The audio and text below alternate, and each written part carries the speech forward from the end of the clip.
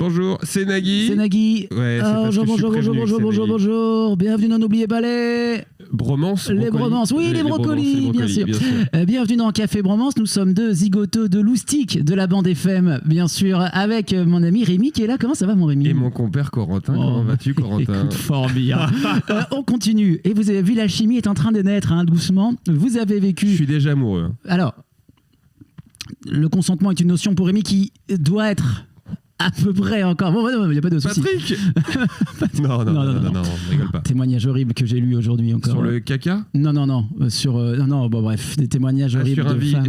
Et sur un videur qui dit à Patrick, non, mais elle est bénévole, la touche pas. Non, mais apparemment à TF1, il y avait une organisation au sein de TF1 pour pas, quand ils avaient une interview ou un truc avec lui, que des femmes y aillent tout seules. Non, mais c'est fou quand même. Mais comme à l'époque de PPDA, oui, où exactement. en fait, il fallait surtout pas que la stagiaire, on l'emmène au bureau de PPDA. Exactement. C'est comme Jean-Marc Morandini qui ne veut pas rester seul avec un garçon dans les studios d'Europe 1 ou dans les couloirs. Donc ça, voilà, des grands plaisirs. Mais lui, ce qui est fantastique, c'est qu'il a le droit de continuer à exercer. Oui, non, il s'est retiré de l'antenne. Et pas que. C'est la première fois qu'il se retire, donc voilà. Bravo à lui. Allez.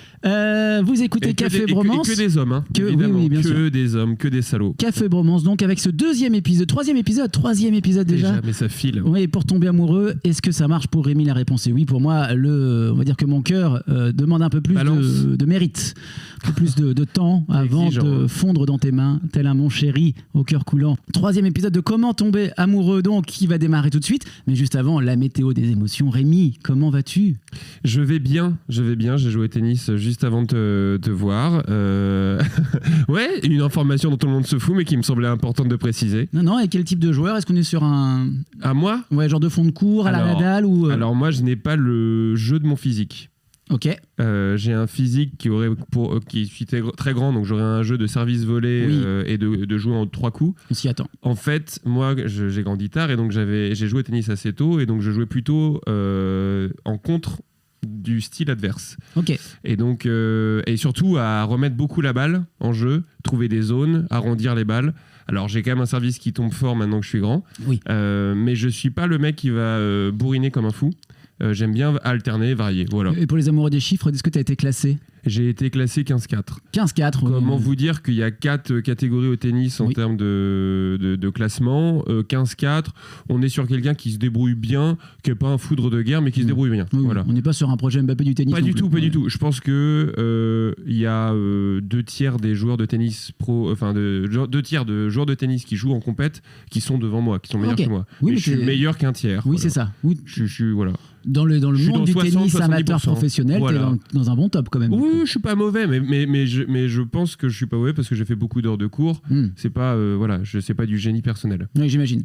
Et au-delà du coup de ces... Et donc oui, la météo est belle, soleil, alternance de vacances et de travail. Et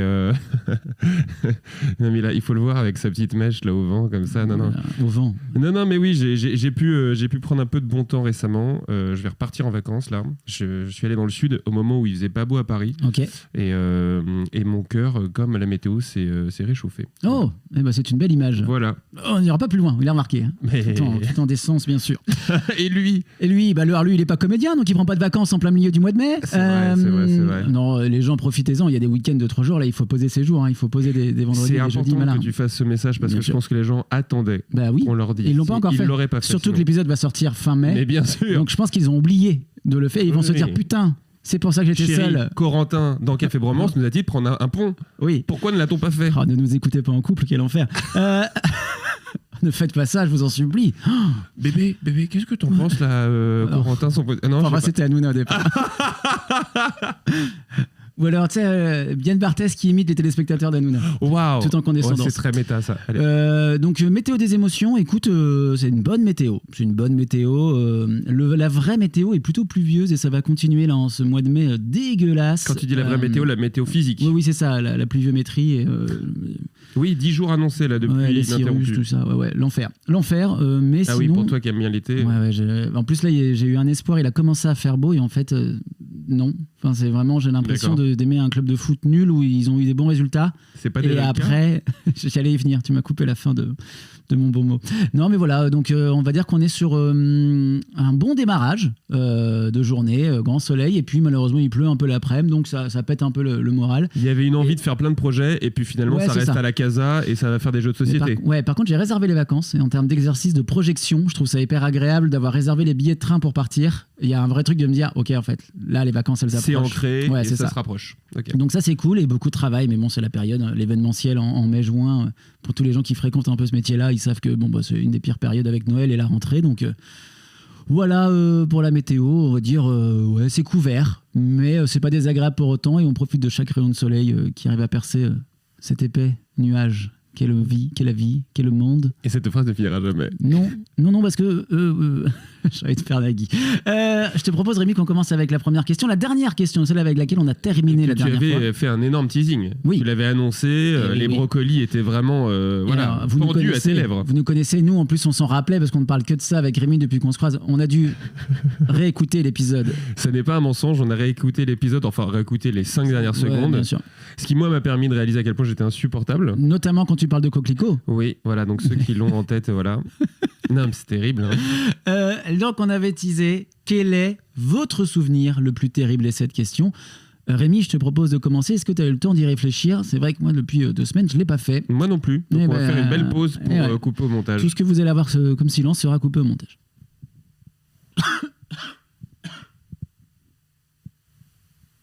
Tu veux un truc à boire ?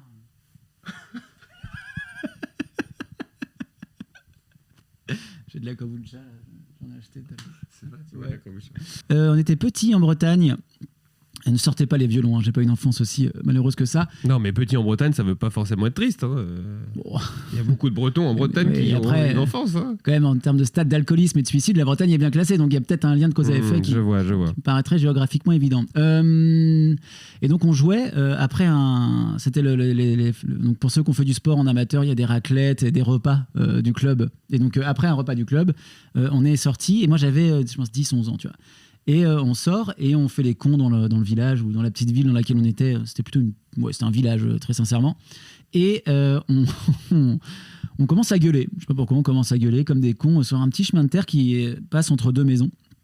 Et là, on gueulait vraiment comme des cons depuis un moment et on était contents, tu vois. Et il y a un gars qui sort de chez lui avec un fusil. Ouais, et qui fait « Arrêtez de gueuler, bande de petits cons !» Et en fait, moi je le vois. Donc la scène, déjà, il est... Dans mon souvenir, il est en t-shirt de pyjama, short, tu vois, genre... et il fait très ce qu'on voit dans les Américains de campagne qui sortent avec leur fusil s'il y a un mec qui frappe à la porte, tu vois, genre. Et donc, je le vois comme ça. Et en fait, moi, mes potes courent. C'est des réflexes normaux de survie. Ouais. Et moi, je suis tétanisé. C'est-à-dire que vraiment, sur le coup, je suis en mode... Ok, donc je vois la mort actuellement. Je vois à quoi elle ressemble. Elle ressemble à ce gros monsieur en t-shirt avec un fusil de chasse, là, dégueu. Et du coup, en gros, il gueule. Et en fait, il ne sait pas où on est. Il voit pas dans quelle direction on est et tout, et il entend les autres qui courent, et du coup il se rapproche de ça, et moi je cours dans l'autre sens, et en gros juste je me rappelle de l'entendre, je fais « Je t'ai vu toi !» Et moi, je me suis chié dessus, et en fait juste j'étais haletant, c'était terrifiant. Ouais. Terrifiant. La vache. Mais en plus t'es petit, donc t'as tendance, et moi j'ai jamais été très courageux. T'avais quel âge à peu près ? 11-12 ans je pense, 11-12 ans. Donc là où tu commences à devenir un... Tu penses que t'es un homme, mais tu l'es pas. Autant te dire que j'ai jamais cru que j'étais un homme à cet âge-là, mais là, ça m'a bien rassuré. Là, en tout cas, il y avait spoiler alerte. Ah oui, non. L'instinct de survie naze, tout, il n'y a rien qui va. Aucune bonne réaction, tout était bien. Donc voilà, on va dire que c'était ça. Rien de grave, donc j'ai de la chance là-dessus. Oui, je vois. Moi, celui qui m'a le plus terrible... parce que il y a eu des drames mais comme tout le monde, on a pu assister à des drames ou des trucs comme ça, mais je le vois pas comme un terrible souvenir. Ça a été marquant. Moi, mon plus terrible souvenir, il est peut-être très auto-centré, tant pis. C'était quand j'étais en club de handball.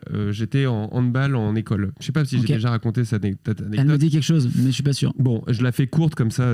Désolé à ceux qui la connaissent déjà, et je l'aurais raconté dans un autre café Bromance, mais en gros, j'étais parmi les meilleurs quand j'étais en 6e, 5e, voilà, et j'ai été l'un des moins bons après, voilà, parce que je bossais pas et que les autres étaient meilleurs. Et en fait, je me rappelle qu'en 3e, on fait le déplacement et on arrive dans la salle, et là, on va dans le vestiaire. tout le monde commence à changer pour s'échauffer. Et là, bim, Jean-Marc Morandini. Et non, et l'entraîneur, non, je continue, j'enchaîne. Et l'entraîneur me dit devant tout le monde, non Rémi, pas la peine de te changer, toi pas besoin, tu vas pas jouer. Ah ouais, terrible. Et c'est ultra humiliant parce que t'es avec tous tes potes qui te connaissent depuis 4 ans, parce qu'on était dans la même promo, voilà.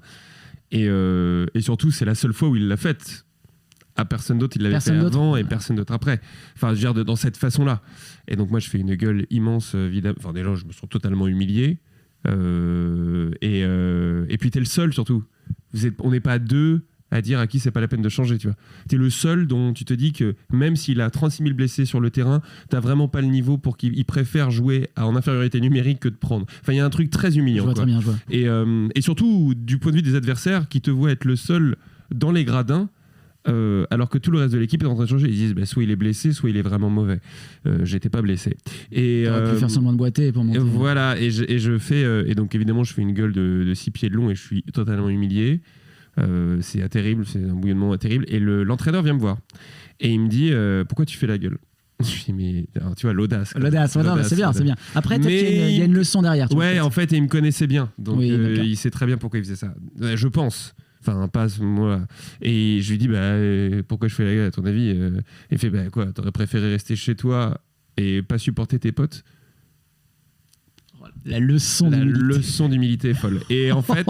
Dans ta gueule, Mbappé. Ouais, et en vrai... Non, mais premier degré, moi, ça m'a énormément marqué derrière quand j'ai été metteur en scène ou quand j'étais dans des projets collectifs sur le fait que tu n'es toujours qu'une partie d'un tout.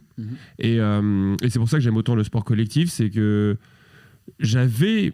une utilité à ce moment-là qui n'était pas celle que j'aurais souhaité avoir, mais il y a que au handball, il y a que 6 joueurs de champ et donc il y a que 6 joueurs qui peuvent jouer, il y en a peut-être plus qui peuvent être remplaçants et tout ça, et comme moi avant j'avais été parmi les titulaires et qu'il y avait des personnes qui étaient à ma place, ça a été une énorme leçon qui m'a énormément aidé plus tard, mais je l'ai jamais processé, ça a été un traumatisme longtemps, tu vois, un truc que je me suis tu, mais en fait qui m'a beaucoup marqué.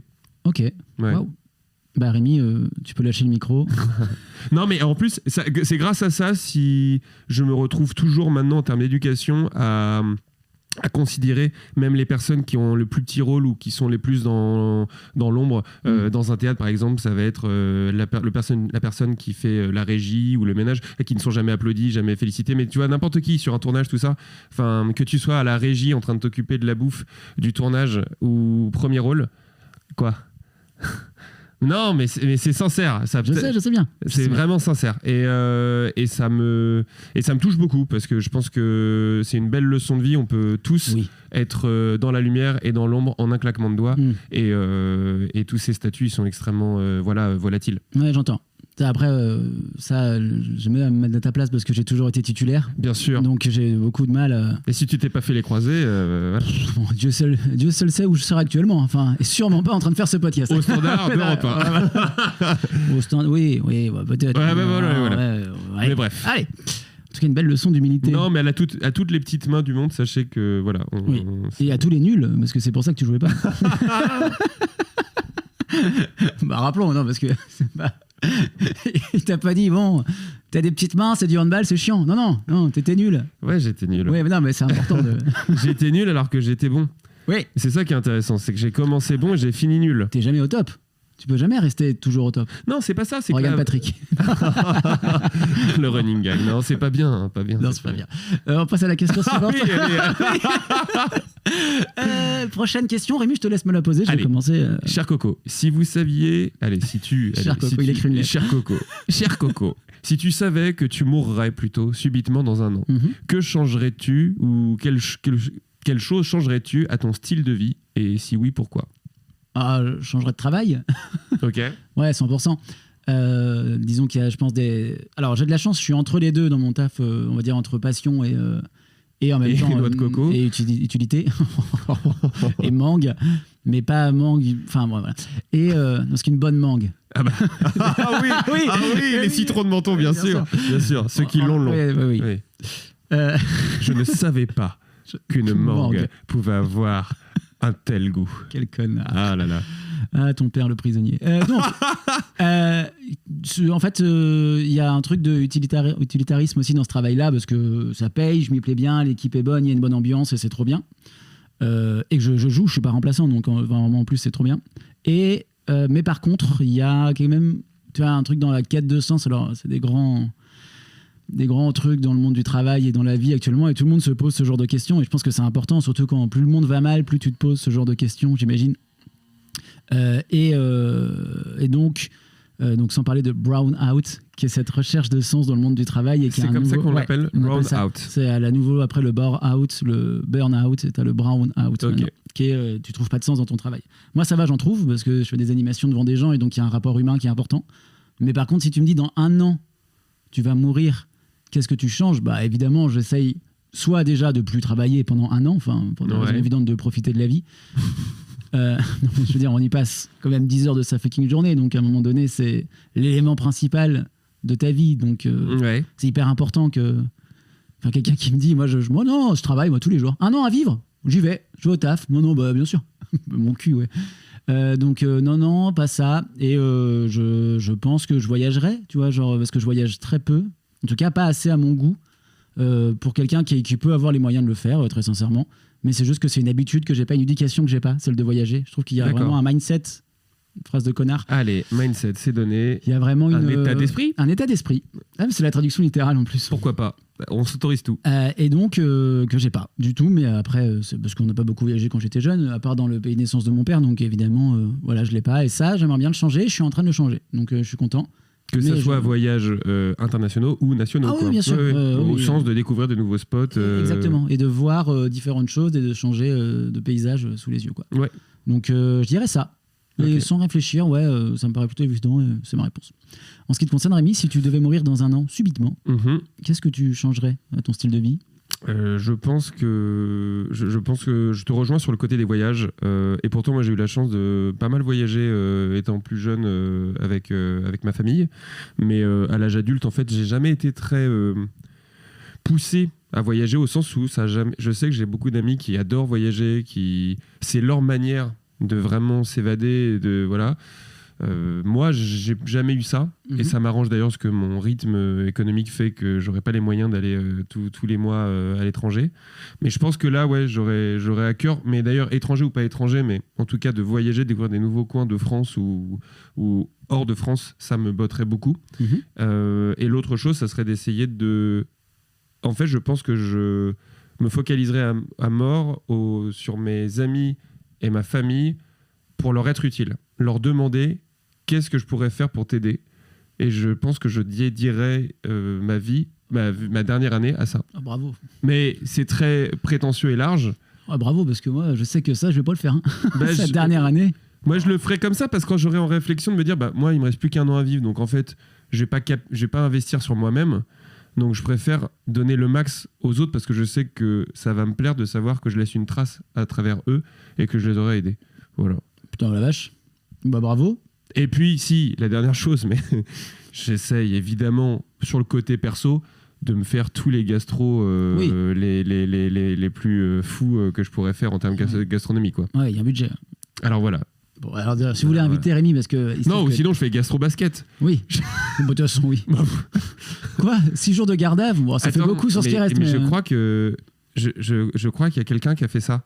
Il savait qu'il était en phase terminale. Oh, waouh, et du coup, il s'est fait des maxi-restos sans payer. Il s'est fait des maxi-restos, il a une ardoise de fou. Mais oui. Et les personnes l'arrêtent, et il avait plus que 2 mois à vivre. Excellent. Légendaire. Bon, après, tu les aides à quelqu'un. Alors voilà, c'est-à-dire que tu rémunères pas des gens qui ont travaillé pour, quoi. Et puis là, tu les aides aussi à la personne, tes ayants droit, qui vont devoir bien raquer sur ta gueule. Ah, je sais pas. Si je pense que ça se transmet. Les dettes, ces dettes-là. Ah ouais, les dettes, elles se transmettent. Je suis pas conseiller fiscaliste, mais ça. Mais ça, on a connu des gens dans la merde. on les a dans le viseur. Ils se reconnaîtront. Et la Banque de France aussi, mais on les embrasse. Question suivante. Question suivante, je te la pose, mon cher Rémi. Et c'est une question importante. Même si j'entre pas dans l'équation pour cette question, vous allez voir. Oui. Que signifie, Rémi, le mot amitié pour toi? Honnêtement, je vais me redire, mais il y a, je vais pas le citer, mais il y a un grand comédien qui a eu cette définition de l'amitié que je trouve incroyable. Et un ami, c'est quelqu'un qui vous connaît et qui vous aime quand même. Et je trouve Et d'ailleurs, je n'utiliserai pas cette définition pour l'amour. Selon moi, l'être aimé, ça le définirait pas comme ça. Mais parce que je pense que c'est pas les mêmes choses qu'on cherche en amitié et en amour. Mais en amitié, en tout cas, c'est quelqu'un qu'on connaît et qu'on aime quand même. Et ça me parle. En tout cas, moi, ça me parle. Et je ne saurais pas vous l'expliquer plus que ça, objectivement. Mais c'est une phrase qui résonne beaucoup pour moi. Ok. Qu'on connaît et qu'on aime quand même. Bah oui, ça a du sens. Ouais. C'est validé. Et toi? Et moi, c'est... Alors, faire savoir qu'on est là. Parce que être là, ça peut être envahissant, tu vois. Donc, je suis pas fan des gens qui disent moi, je suis tout le temps là pour mes potes et tout. Enfin, je veux dire, si ils t'ont pas demandé d'être là, laisse-les tranquilles. Enfin, je veux dire, c'est... Assurer en fait de ta proximité. Ouais, c'est ça.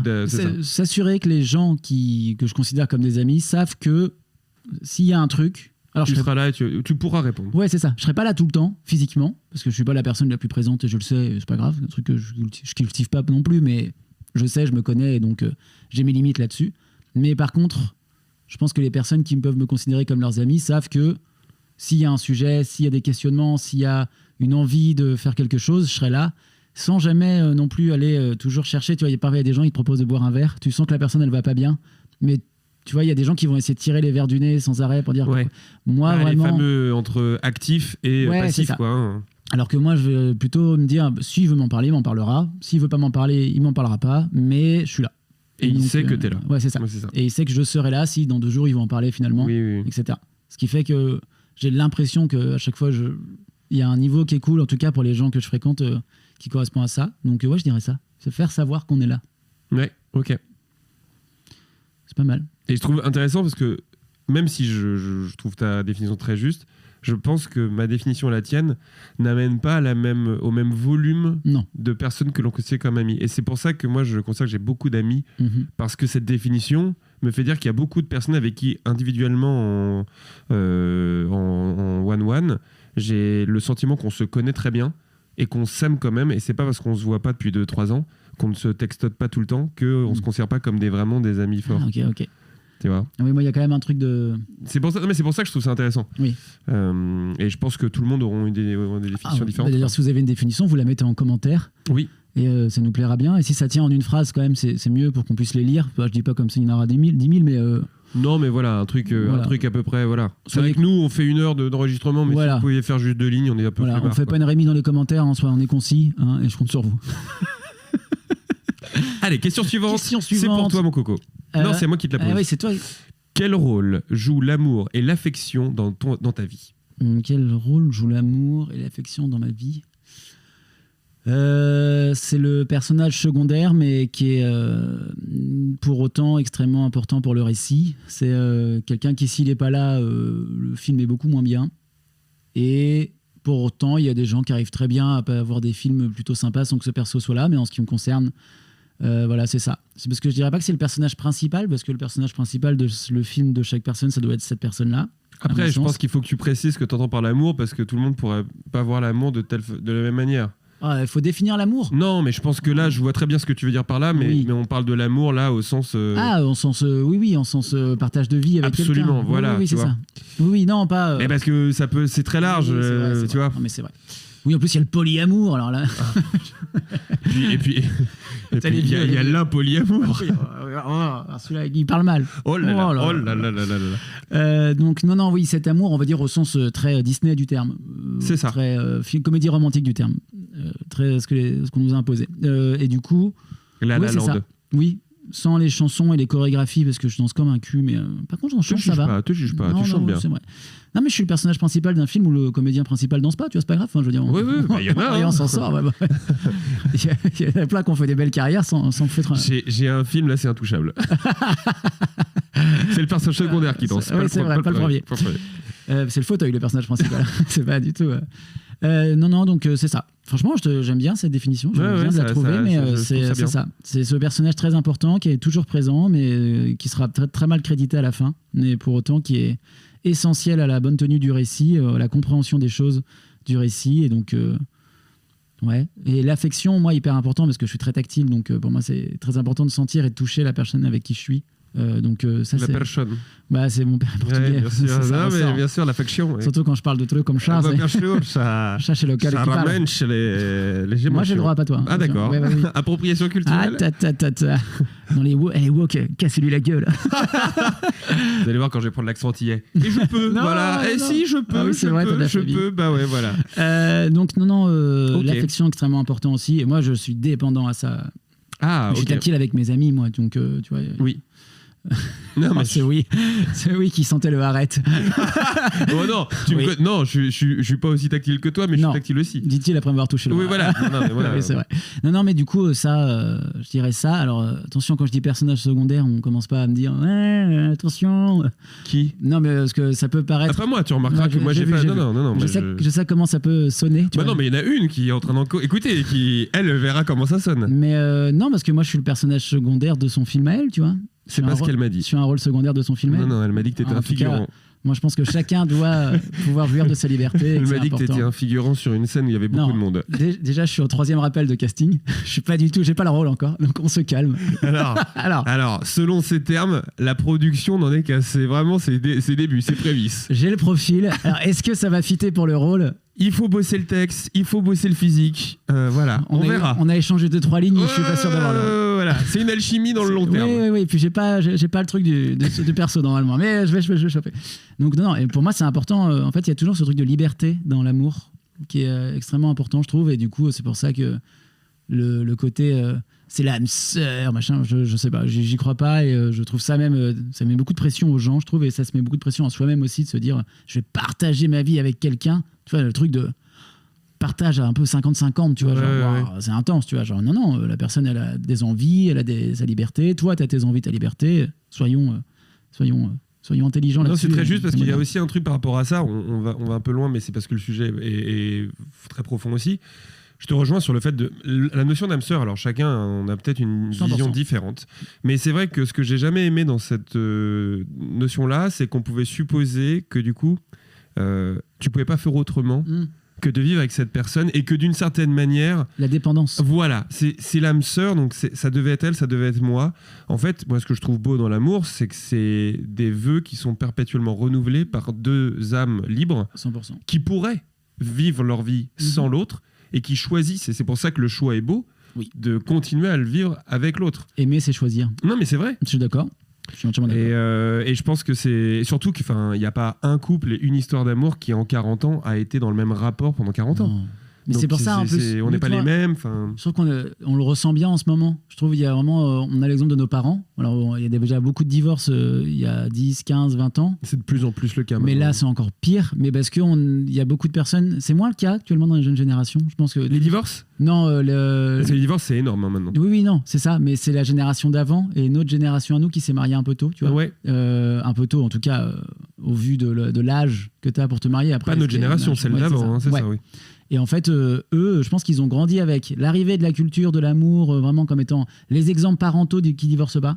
Et du coup, ils sont tombés des nues quand ils ont vu qu'en fait, ça marchait pas comme ça et que c'était plus dur que ça, quoi. C'était pas. Ouais. Et donc, non, je pense que ça joue et que c'est bien qu'on sorte de ces stéréotypes-là et de ces jeux de dépendance, de d'âme sœur, etc., qui sont très dangereux, je trouve d'ailleurs, dans ce que les gens peuvent vivre et dans la manière dont tu décides de vivre en dépendant de quelqu'un. C'est terrible quand la personne je trouve s'en en plus de ça, on parle de la culture du viol, mais il y a une autre culture dans les films. Non, mais dans les films et dans ce qui est véhiculé, c'est ça le terme de la culture du viol aussi, c'est que dans les films, il y a toute une sorte d'esthétique. Oui, ok. Voilà, c'est dans ce sens-là que je voulais dire. Et il y a aussi une autre culture que je n'aime pas du tout, c'est la culture de l'amour romantique, proche de la drogue, où en fait, on est un peu destiné à souffrir en aimant l'autre. Roméo et Juliette. Et voilà. Et ça, en fait, cet amour sacrificiel où on est obligé de s'oublier dans l'amour de l'autre,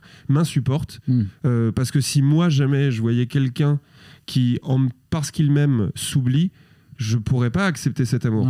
Tu vois, moi, je veux aimer l'autre en le voyant fleurir et prospérer et voilà. Et pas se sentir se diminuer pour moi, quoi. T'es le jardinier de l'amour. Mais bien sûr. J'aime cette image. Il y a un magnifique film qui s'appelle The Constant Gardener. Ok.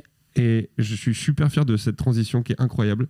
C'est un film, je vous le recommande, qui est incroyable, où ça se passe en Afrique. Et pour la faire simple, c'est un diplomate dont la femme va mourir. Et en fait, il va faire toute une enquête pour essayer de retrouver pour quelle raison sa femme a été tuée, parce que s'il s'agit d'un assassinat, il comprend que sa femme était engagée dans une ONG locale contre des grands labos qui ne voulaient pas développer tel vaccin et tout. Mais surtout, il va découvrir petit à petit, je suis désolé, je spoil, que sa femme le trompait. Et que autour de lui, son plus proche ami ou en tout cas collaborateur était fou amoureux de sa femme, lui envoyait des lettres et je ne sais plus si les deux ont consommé, mais bref, il découvre ça. Et néanmoins, lui pardonne à cet ami parce qu'il voit que les deux souffrent de la disparition de l'autre. Okay. Et je trouve que c'est l'une des plus belles preuves d'amour, c'est de ne pas être dans la possession et la propriété, mais d'en célébrer plutôt l'autre pour ce qu'il était. Et que si ça passe par le fait que vous n'êtes pas le seul à l'aimer, oui, ça fait partie de la vie. Et c'est bien, les discussions évoluent là-dessus, les façons de penser évoluent là-dessus. Rémi, je te laisse répondre à la question. Même si je suis profondément monogame, mais je respecte les polygames. Ah oui, bien sûr. J'ai jamais fait de géométrie. Quel rôle, Rémi? Il a fait ça sera sur l'Instagram. Il nous a fait le meilleur triangle Illuminati du monde. La vérité enfin révélée, vous l'avez vu ici, l'antavirus arrive. Non, avec un H, ça me perturbe énormément, c'est antavirus avec un H. Ah bon? Oui. C'est le hantavirus. Hantavirus. Pourquoi j'ai mis un accent? Oui, je sais pas. Donc Rémi, quel rôle joue l'amour et l'affection dans ta vie? Et je me rends compte que je l'ai pris très premier degré en disant le second. J'étais extrêmement... Bah oui. Oui. J'avoue que je suis assez proche de ce que tu dis. C'était très bien dit de ta part. Je pense, c'est ce qui m'a beaucoup touché dans ce que tu as dit, et ce qui va le plus résonner pour moi, c'est que c'est les crédits qui sont les moins visibles. Mais je pense qu'en effet, c'est essentiel à vivre, à se sentir vivant et à vivre intensément. Comment dire? Je crois, de source sûre, ayant pour le coup, si on reste sur l'amour, moi, une vie très très calme de ce point de vue-là, de longue date, mais je reçois beaucoup d'amour de mes amis et tout ça, donc bon, c'est très varié tout ça. Mais je pense qu'il y a une intensité dans la vie qui appelle à ce genre de grands sentiments. Et je sais pas d'ailleurs, je suis pas du tout capé là-dessus, mais je serais curieux de discuter, ou en tout cas, parmi les auditeurs, il y en a qui sont un peu plus connaisseurs là-dessus, si les animaux sont capables d'émotions amoureuses. Oui, il y en a. Il y a des perroquets qui sont exclusifs et monogames toute leur vie. Et il y a même des animaux, peut-être à ce moment-là, qui, je crois, s'ils voient l'être aimé mourir, meurent aussi. Je crois que, par exemple, les... Oui, ça s'appelle des personnes âgées. Oh non, non, c'est pas bien. Non, mamie, pas maintenant. Rôde tout l'héritage. Non, mais oui, je crois que, par exemple, les colombes, qui fonctionnent toujours par deux, les tourtereaux, les tourtereaux et tourterelles, sorte de forme de colombe ou de pigeon, qui vivent par deux. Si je veux pas dire de bêtises, mais je crois que si l'un des deux du couple meurt, l'autre se laisse mourir. Se laisse mourir. Enfin, il y a un truc incroyable comme ça. Donc en effet, il y a des formes d'amour et qui ne sont pas liées que à la reproduction dans le monde animal. Oui, c'est vrai. Et je pense que nous aussi. Ce qui est une preuve d'intelligence, sans doute. Oui, sûrement. Et ce que je trouve beau, c'est que de l'œuf et de la poule, je ne suis pas sûr que c'est... Non. J'attends. Oui, parce que c'est vrai que la transition paraît pas évidente. Mais de l'œuf et de la poule, je ne suis pas sûr que c'est la culture de l'amour qui est glorifiée dans tous les contes et de l'amour non reproductif. Je veux dire, mais juste de trouver l'âme sœur, de trouver la personne qui nous aime et qu'on aime. Je ne suis pas sûr que c'est ça qui a instillé dans nos têtes notre besoin. Je pense plutôt que c'est notre besoin de ça qui a trouvé écho dans la culture populaire, parce que quand tu regardes tous les récits anciens mythologiques, ils sont aussi, mais ça fait que reprendre ces trucs-là. Et donc selon moi, même au Moyen-Âge, il y avait, tu vois, c'est vrai qu'il y a rarement des trucs sur la Grèce antique avec des couples. Je suis en train d'imaginer des situations de potes qui sont actuellement très modernes. Et c'est ça. Non, ça, il n'y avait pas. Non. Mais très peu de soirées partout à l'Olympe. Enfin, je veux dire. Alors, il y en avait. En réalité, ils étaient tous frères et sœurs. Bref. Mais il y avait. Mais oui, ça baisait dans tous les sens. Dans la mythologie grecque. Et puis il y avait des amours. Il y avait des amours, c'est ça. Qui étaient plus ou moins courts ou longs dans le temps, mais qui étaient intéressants parce qu'ils étaient. Ils étaient même pas sur la reproduction, vu que c'était pas le sujet. Les enfants bâtards entre humains et Dieu n'allaient pas être reconnus par les dieux. Donc Bref, on est parti loin. Oui. Mais tout ça pour dire que je trouve que c'est une émotion qui mérite d'être vécue et qui, je pense que pour qu'elle soit belle, n'a pas forcément besoin d'être continue toute sa vie. Ok, c'est beau. Non, j'ai fait parce que je viens de voir la prochaine question et que ça va être un moment voilà. Désolé de vous faire vivre ça en direct. Hein, vous qui nous écoutez, là, ça va être de l'autolèche mutuelle, ça va être formidable. Échanger avec votre partenaire quelque chose que vous considérez comme une caractéristique positive chez lui. Partagez-en 5 au total. Donc 2,5 chacune. Ah bah ça me va.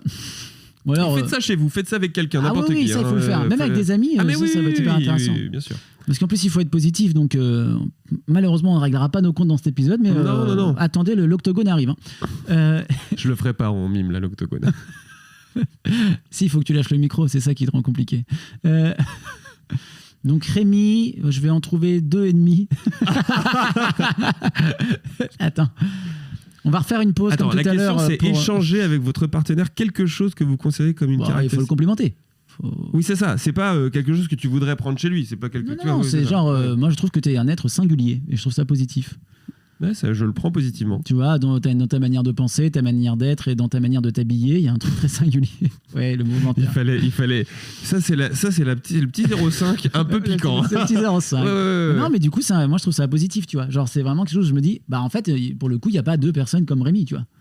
Et je trouve que ça, c'est un bon compliment à dire à quelqu'un. Genre, en fait, il y a plein de gens où je les vois et je me dis, oui, j'ai déjà vu ce type de personnes. Après, il y a des gens qui sont uniques, mais que tu n'as aucune envie. Heureusement qu'il n'y en a pas 2 ou 3, quoi. Non, oui, tu es content aussi. Oui, non, mais ça, on est bien d'accord. Ça reste positif, quoi. Oui, non, c'est dans le sens positif. Voilà. Non, je suis pas en train de dire que tu vas devenir un grand dictateur. Enfin, je veux dire, non, tout va bien. Non, mais même, il y a des gens weirdos singuliers, et heureusement que la Terre n'en est pas peuplée. Oui.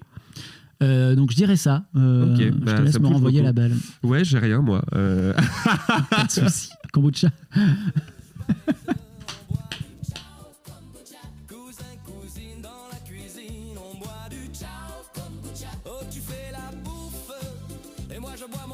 Vous remarquerez qu'il n'y a pas de montage et que c'est long. Et je fais exprès de ne pas laisser les silences pour qu'ils ne coupent pas à ce moment où j'ai l'impression que mon entraîneur m'a dit que je ne jouerais pas pendant cette séquence. Je sais pas si ça te plaira, mais je choisirais ta gentillesse. Ah oui, si ça me plaît. Parce que je pense que c'est pas ce qui est le plus évident au départ. Non pas parce que tu le caches, mais parce qu'il y a l'humour, il y a le bagou, voilà. Et qu'il y a aussi une carapace, évidemment, comme on a tous. Mais qu'au fond de toi, tu es quelqu'un de profondément gentil et que la souffrance et le malheur des autres peuvent énormément t'affecter et que tu es quelqu'un qui a très peu de méchanceté et de cruauté en toi. Et c'est pas si fréquent.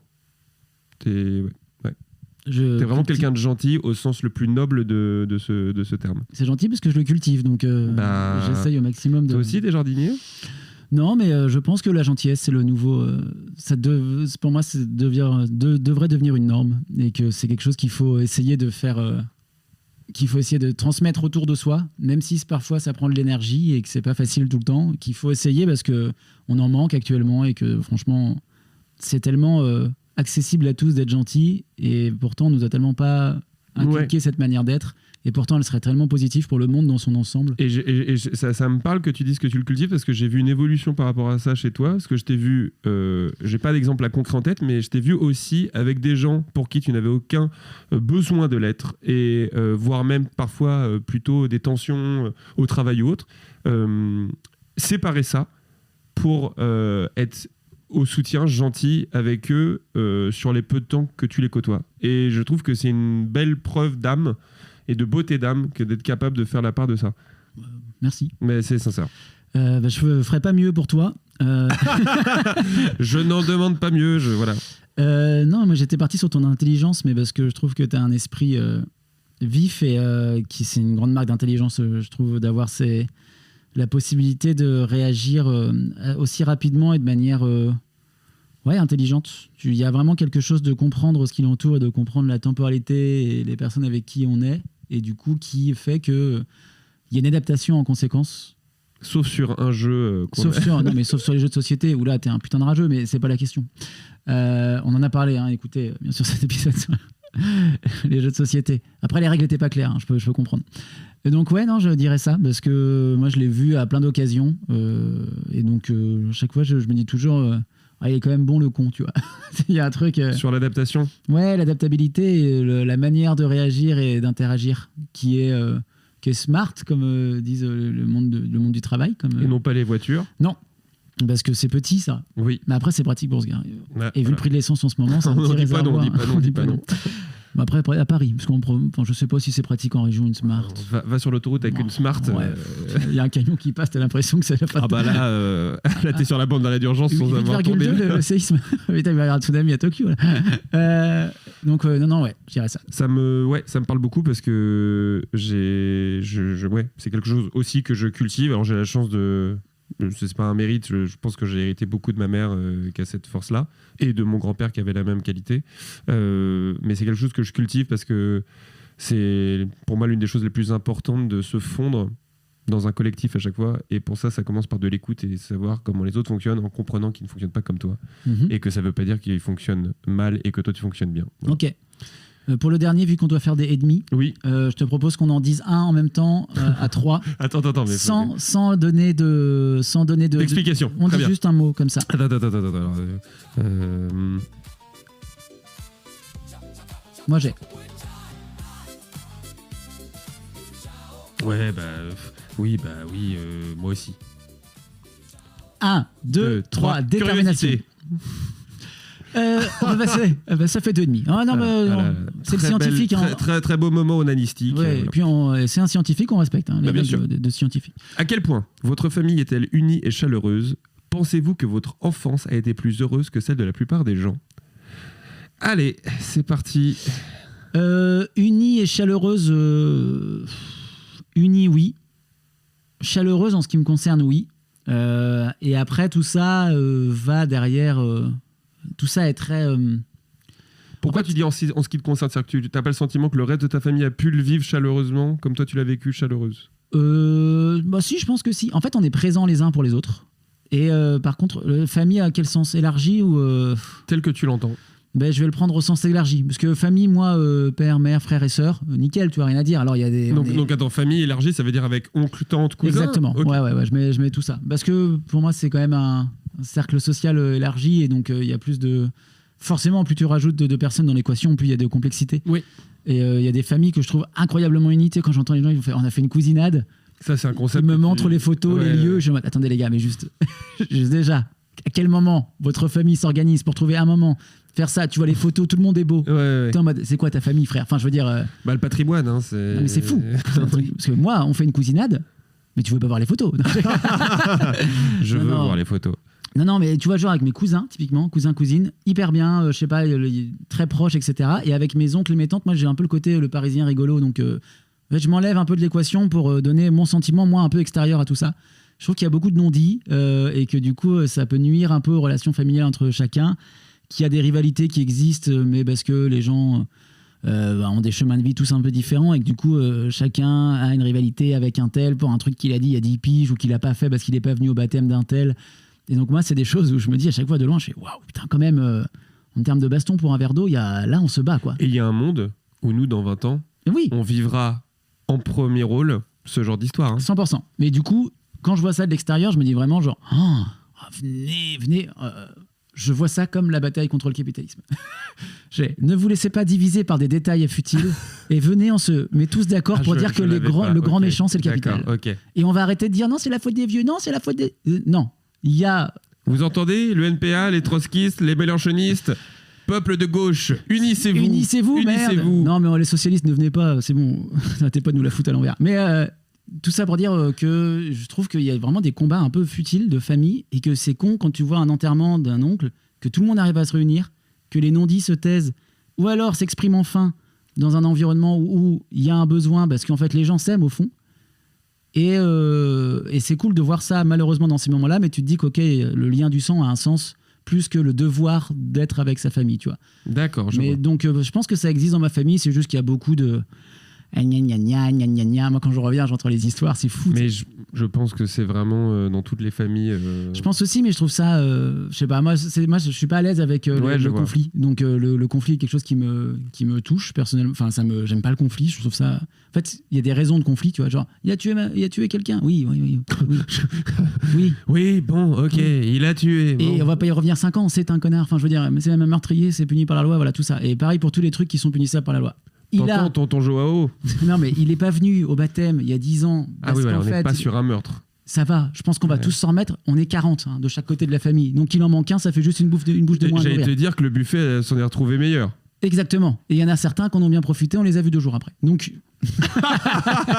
Non, mais plutôt, voilà, genre, venez, on se calme. C'est pareil, on ne mettait pas la pression aux gens de la famille. Enfin, mettre de l'eau dans son porto, quoi. Oui. Oui, c'est gâché, mais. Non, mais je trouve que voilà, il y a beaucoup de familles où tu sais. C'est pas chaleureux parce qu'il y a de la pression un peu et du coup les enjeux il faut les baisser un peu, je trouve. Oui. Ce qui compte c'est être ensemble et la manière dont on l'est c'est encore une chose différente et chacun fait ce qu'il peut faire, etc. Mais voilà, je dirais ça. Donc moi non, ça va, j'ai de la chance, tu vois. Oui, ok. Je te rejoins aussi. Moi j'ai le sentiment d'avoir une famille très unie, très chaleureuse, et je pense que la grande chance à ça c'est que j'ai une mère exceptionnelle qui a une place dans sa famille et dans sa belle famille, bien qu'après le divorce avec mon père il n'y ait plus d'échange, mais ma grand-mère c'est resté sa belle-fille. Et ce qui, en fait, dès lors qu'un de tes parents est une pierre angulaire des 2 côtés de la famille, toi en fait tu ne fais que surfer et de profiter d'une position d'être un bloc familial très apprécié partout parce que tu ne génères pas de problématiques, au contraire t'en résous, mais pas par toi mais par la présence de cette personne. Donc en fait à partir de là nous on a toujours eu une position extrêmement appréciée dans la famille, mais qui n'est pas de mon mérite, et en tout cas on est extrêmement heureux de ça. Et j'ai une famille alors pareil, alors ça il y a des intrigues de couloir, il y a des choses inintéressantes, c'est bien dit. Non mais c'est vraiment il y a des, mais je pense parce qu'en fait la nature a horreur du vide. Et que plus on avance, plus évidemment il y a donc les liens filiaux et puis il y a les liens aussi des plus sains. Et on choisit pas sa famille et donc il y a des liens, voilà, alors que Corentin part aux toilettes. Ah, oh là là là là, l'éclairage, on était en sous-lumière. Ah bah là tout de suite, ah bah on revit. Non mais voilà, et donc si tu veux, je considère avoir eu une famille unie parce qu'on est très unis avec mes 2 frères. Et au sens élargi, moi j'ai la chance d'avoir une relation extrêmement proche avec tous mes cousins de chaque côté. Parce que aussi, malgré qu'au niveau des générations du dessus, il pouvait y avoir un moment des fights, des froids, nous, la génération, donc la 3e génération, on s'est toujours éloigné de ces sujets-là et on a toujours su rester proches, avec des moments évidemment qui consacrent ça, Noël et autres, parce qu'évidemment géographiquement tout le monde n'est pas là, mais et ça c'est extrêmement plaisant parce que... Mais zéro conflit. Ah mais je n'ai pas il y a des conflits entre frères et sœurs, il peut y en arriver dans la famille, mais en tout cas entre cousins j'ai très peu. C'est fou ça. Parce que il a pu en arriver, mais c'est vraiment très mineur. Exactement pareil. Mais dites-nous si c'est pareil, parce que moi j'ai l'impression que ça, pour le coup, c'est pas toujours évident. Entre cousins, cousines, mais est-ce que c'est. Ah, je sais pas. Mais tu vois, est-ce que toi, moi, quand je reviens dans ma famille, qu'il y a les grandes réunions de famille élargies, je redeviens un peu dans une position d'enfant parce qu'il y a toutes les figures d'autorité de ma jeunesse qui sont là. Et il y a vraiment un truc où je me dis. Et on reste la génération du tout, même si on a 30 ans. Et on est toujours au bout de la table. Toujours. Tu sais, il n'y a pas de mélange. Ce qui est très bizarre. D'ailleurs, revoyez vos plans de table, les familles, c'est fou. Mais moi, alors, debout, ça discute en mélangé. Tout en mélangé. Assis, évidemment que non. Assis, c'est fou, hein. Alors, assis, il y a 1 ou 2 ans, ils l'ont fait en mélangé. Ça m'a pas été heureux, moi, parce que j'étais à 2 doigts du burn-out et j'ai été pris à partie par un membre de ma famille qui peut par moment me créer vraiment des zones de tension. Voilà. Pas un ostéopathe apparemment. Non. L'inverse. Ou un très mauvais très mauvais ostéo. Voilà. Mais oui, non, maintenant c'est un peu plus mélangé. Ok. Mais en fait, je le comprends aussi. Les générations étant celles qui se sont les plus proches entre elles veulent passer ce moment entre elles parce que elles se voient trop peu le reste du temps, quoi. On a la deuxième partie de la question. On va la faire en un mot. Je te propose, même si je sais que c'est un défi à chaque fois intéressant. Est-ce que tu penses que tu as eu une enfance plus heureuse que la plupart des gens ? Oui, je le pense, et je le pense grâce uniquement à moi. Ah ouais. Oh. Parce que j'ai toujours eu la capacité Enfin, j'ai le sentiment que par rapport à ceux qui étaient en école avec moi, tout ça, j'ai toujours su, dans les environnements où j'étais, on en revient à l'épisode d'avant, trouver de la joie et tirer profit de certaines situations pour être heureux moi et de m'éclater dans n'importe quelle situation. Oh, ok. Ça m'empêche pas d'avoir eu des moments de spleen, mais j'ai toujours su, déjà d'un naturel, choper plus le côté heureux et le verre à moitié plein que vide. Et je pense que j'en suis pas le plus grand responsable, parce que je pense qu'il y a des questions génétiques où il y a des gens qui ont en eux un terrain maniaco-dépressif ou non, tu vois. Mais moi, j'ai eu la chance de pas l'avoir. Ok. Enfance heureuse, oui, 100% que la plupart des gens. Après, il nous faudrait dire la plupart des gens, ils ont vécu ça. Mais c'était pas dans l'opulence et c'était pas dans les plaisirs fous, mais j'ai jamais manqué de rien. En tout cas, on m'a toujours donné l'impression que je ne manquais de rien. Et pareil. Et ça, je considère que c'est une chance. Et surtout, j'ai toujours eu beaucoup de liberté de sortir, de faire des conneries, de faire du sport, de machin. Et donc, de jamais me poser des questions trop tôt que j'aurais jamais dû me poser. Genre, ils m'ont jamais parlé d'argent ou de problème d'argent. Tu vois. Et je trouve un truc hyper important quand t'es enfant pour garder un peu... Déjà, pour découvrir cette merde plus tard. Et surtout pour garder cette espèce de naïveté par rapport à ça que... Oui. Tu vois, et par contre, il y avait la notion de travail à l'école, etc. Donc, il y avait quand même des notions, des bonnes prémices, mais avec les bonnes valeurs d'ailleurs, de dire si tu veux quelque chose, bah, il faut un peu le faire, quoi. Il faut donner. Et tu m'arrêteras si je me trompe, mais je crois que toi, comme moi, on n'a jamais été poussé par nos parents à réaliser ce que eux peut-être rêvaient de réaliser, non pas. Voilà. Et je pense que ça donne une grande chance de confiance et de liberté. On en revient à Louis Sarkozy, hein, mais bien sûr. Cette mangue. Je te pose la question, mon cher Rémi. Là, on va arriver dans la dépense la plus profonde. La dépense est fantastique là. Franchement, celle-ci, elle est folle. Et imaginez que c'est un test c'est censé être un test entre amoureux. Hein. Allez, on peut annoncer qu'il y aura un épisode 4. Hein. Bien sûr. Je vois le nombre de questions. La question est folle. C'est la question Question. On va dans sur celle-ci. Non. Rémi, comment juges-tu ta relation avec ta mère ? Ce qui est extrêmement drôle, c'est que je sais pas si c'est concomitant, mais ça fait 3 épisodes qu'elle écoute de manière assidue. Ah, mais elle attendait ce moment. Alors d'ailleurs, très drôle, dans le premier épisode sur les tests des amoureux, il y a eu au tout début de la météo le fait que j'avais vu ma grand-mère et que je la voyais décliner et que ça me rendait triste. Sache que retour de voiture du sud de ma mère avec mon beau-père et la grand-mère, mais non, ils ont écouté le podcast en live. Génial. Et ce qui est fantastique, c'est que ma mère après me dit « Je crois que ta grand-mère a quelque chose à te dire. » Et elle me dit après je pense qu'elle a oublié. Je t'aime, mamie. Qu'est-ce qu'elle voulait te dire ? Voilà. T'as jamais su ? Non, mais c'est parce qu'en fait, dans le podcast, j'avais dit que ça m'affectait. Bah non, mais elle a beaucoup d'humour, ma grand-mère. Donc là, pour te donner un exemple, charmante, je l'ai rencontrée. Je devais aller la voir hier, j'ai pas pu. Elle m'a envoyé par SMS juste 2 emojis, une vieille et un cercueil. Suivi de ou U. Et la phrase ne veut rien dire, mais et après il y a un message. Peut-être qu'elle cherchait son lit. Non, mais franchement, je filme, mais franchement, te montrer le message, c'est fantastique qu'il y a ça. Et après, 3 heures plus tard, elle me dit je suis déçu de t'avoir raté. Quand est-ce que j'aurai le plaisir de te revoir ? Donc voilà, on a un mélange entre cercueil et extraordinaire. Ah putain, c'est fou. Ma grand-mère est légendaire. Ah oui. Mais bref, alors comment je juge ma relation avec ma mère ? Inouïe à 2 points. Le premier, c'est parce que même dans les mots, on se ressemble beaucoup. On se ressemble beaucoup. Des 3 frères, je pense que je suis celui qui lui ressemble le plus en termes de caractère, de perception, de nature. Mais ce qui peut aussi, du coup, être problématique par moment, parce que en fait, quand tu te ressembles beaucoup, il y a des choses qui t'exacerbent chez l'autre, parce qu'en fait, tu les retrouves chez toi. Mais à tout moment, et notamment pour ma carrière artistique, ma mère a toujours su s'éloigner de l'éducation dans laquelle elle a grandi pour me laisser tracer ma route telle que je l'entendais. Et elle a toujours su me faire confiance pour pouvoir moi-même estimer ce qui pouvait être bon pour moi.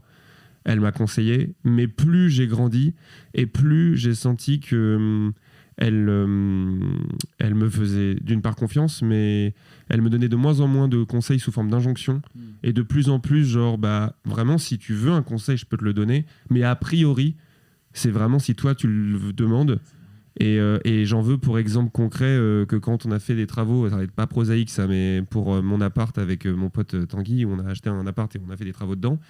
Et typiquement, connaissant ma mère, elle m'aurait donné plein de conseils sur il faut que tu fasses ça comme ça peut pas être comme ça. Et là, au contraire, elle a été d'une grande distance à me donner 2-3 conseils qui ont été extrêmement utiles, mais je l'ai senti même en plaisir de laisser le champ à son fils plutôt que d'essayer de cornaquer pour s'assurer qu'il fasse pas de bêtises. Okay. Et je trouve que c'est une des plus belles preuves d'amour. Oui, j'entends. Ah, c'est marrant. Ok. Et toi? Totalement différente. Non, mais parce que ça se passe bien, mais pas du tout pour les mêmes raisons. Ouais. Ma mère ne me donnera jamais un conseil. Ma mère ne me donnera Ah. jamais un conseil. Elle ne se permettra pas de le faire et elle ne me proposera jamais de m'en donner un. Mais c'est très drôle. Et quand t'as été amené à lui demander des conseils? Jamais. Jamais. Je ne demande pas de conseils à mes parents pour quel que soit le sujet. En tout cas, j'ai arrêté de le faire depuis tellement longtemps que je me rappelle pas c'est quand la dernière fois que je leur ai demandé un conseil, quoi. Non, c'est ouf. Ah oui, non, mais c'est intéressant. En fait, je considérais leur avis pertinent. C'est juste qu'on n'a pas été élevés comme ça. Ils nous ont laissé toujours beaucoup de liberté dans nos choix, décisions, d'études, etc. Choix de compagnes, de personnes qui ont partagé nos vies. De compagnie et de campagne. Oui, oui. Bon, ça, s'ils avaient pu me garder en Bretagne, ils l'auraient fait. J'entends assez le couplet de quand je reviens. Big up vendredi dernier. Ah, bisous. Oui, et puis, en fait, c'est le charme et en même temps, du coup, la tristesse de la distance, ce qui fait que les gens s'imaginent que tu vis une vie de malade parce que tu donnes pas de nouvelles, alors qu'en fait, tu vis une vie normale, tu vois. Et du coup, dès que tu reviens, ils s'attendent à ce que tu passes les paliers qui sont importants pour eux, pour ne pas dire bac, permis de conduire, trouver quelqu'un, avoir des enfants, se marier. Autant te dire que moi, j'ai le bac. Toujours pas le permis. J'ai le bac. Voilà. Ouais, moi, j'ai le bac. Et il est bien, mention. Hein. Et t'es en callback pour le rôle principal second de la vie de Talus. Voilà, donc voilà. Mais non, moi, je mention bien. C'est tout ce qui s'est passé. Mais du coup, j'étais très fier. Et donc, non, avec ma mère, en fait, c'est la personne de ma famille avec qui je parle le plus, de manière évidente, parce qu'elle m'appelle. Mais en même temps, on parle pas, je sais pas comment dire, mais on rentre pas en profondeur dans des sujets. En fait, c'est quand même, on a une relation à la vie personnelle de chacun qui est un peu pudique. Et vu qu'eux, ils sont tout le temps collés ensemble par la force des choses, eux, ils parlent de ces choses-là, mais parce que au bout d'un moment, quand tu manges avec quelqu'un, bah, tu finis par parler de tout, de rien. Et nous, en fait, vu qu'on se voit moins souvent, on parle surtout de rien, de les banalités un peu classiques, ou alors de comment ça va. Et moi, je sais que cette question-là, pour moi, elle est importante. Je réponds jamais ça va, tu vois. Genre, c'est toujours de donner des raisons que ça aille ou ça aille pas. Mais non pas qu'ils essaient d'éviter ces sujets, c'est que ça leur vient pas. C'est ça. Ouais. Et en fait, puis ils me laissent beaucoup de liberté. Et tu sais, pour eux, à un moment donné, pour eux, ils pensaient que j'étais gay, tu vois. Et vraiment, ils avaient ce truc-là, je pense, un peu en eux, de se dire, oui, il est gay, il nous en parlera quand il sera prêt, tu vois. Alors que j'ai jamais... Alors, j'aurais rêvé que tu me dises, je leur avais présenté ma copine et ils étaient convaincus que j'étais gay et que je prendrais le temps et qu'un jour je leur dirais. C'est assez fou, tu vois. Non, mais vraiment, mec, avec du recul, ça, tu sais. Ça, c'est parce qu'ils t'en ont parlé. Non, elle a demandé. Quand j'étais en coloc en médecine avec un pote qui était un pote de promo, de Pierre. Corentin. Pierre, que j'embrasse. Corentin. Non, elle a demandé à mon coloc. Ah! Elle fait, et Corentin, il ramène des filles, parce que nous, avec son père, on pense qu'il est un peu... Ouais. Incroyable. Et mon pote m'a dit, mon pote a éclaté de rire, il a dit, non, en tout cas, parce que c'était ouais. tout. Et ma mère, elle a dit, je demandais à Pierre, vu ses réactions, je pense pas. Bon, bref, très drôle, tu vois. Exceptionnel. Mais en fait, ma mère est quelqu'un de très pudique. Tu vois, mais pour te raconter un exemple très concret... et c'est ce qui la rend adorable d'ailleurs. En gros, on était à Rennes avec la personne avec qui je voilà à ce moment. Et je vais pas donner le prénom, ça se fait pas, il faut demander avant. Et du coup, donc c'était la première fois qu'elle rencontrait mes parents. Okay. Moi, il y a qu'une seule femme dans ma vie qui a rencontré mes parents avant elle. Pour moi, c'est un truc un peu important. C'était non, je cherchais d'autres trucs, conneries à dire, mais non. Et c'était mon ancienne patronne. Ouais, terrible. Mon ostéo. Et donc, donc c'est un énorme.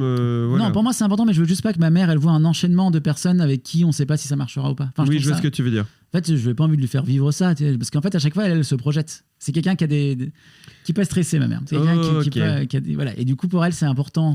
J'ai en tête un élément que tu m'as évoqué derrière. Donc, vas-y. Et donc, en fait, elle voulait avoir une photo. Voilà, je pensais. Mais c'est extraordinaire.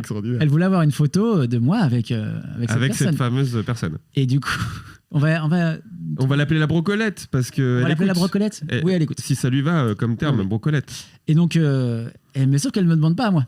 Elle demande à ma sœur qui était là. Oui, Denise, on embrasse. On embrasse Denise. Et si elle peut prendre une photo de mais en loose des discretos. En loose des discrets.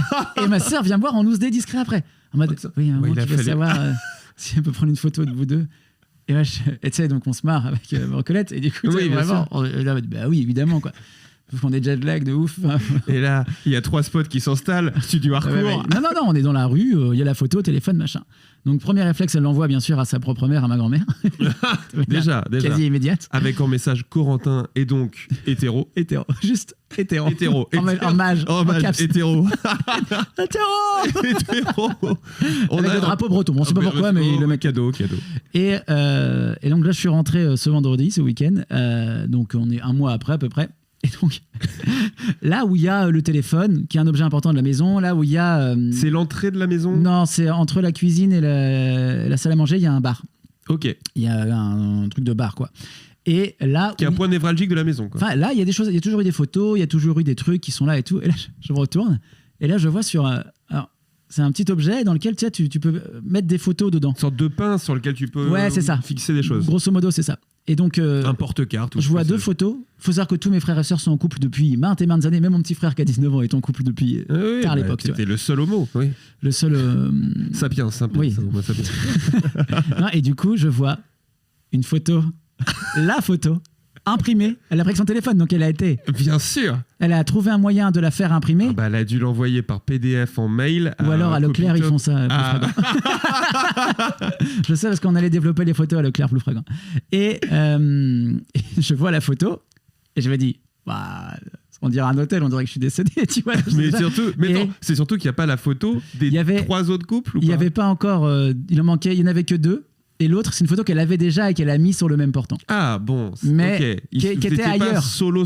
Non, mais elle n'était pas là, la photo avant. Mais je sais de quand elle date, la photo. Oui, parce qu'il lui manquait, c'est Thanos avec les... il lui manquait un diamant sur la main, là. Et donc là, et en fait, je sais qu'elle est tellement contente pour moi. Et c'est ça, toute la beauté du truc, tu vois, c'est qu'elle me pose beaucoup de questions là-dessus parce que ça l'inquiète. Moi, ça m'inquiète pas du tout. C'est-à-dire que si je dois finir vieux garçon, je finirai vieux garçon, comme on dit.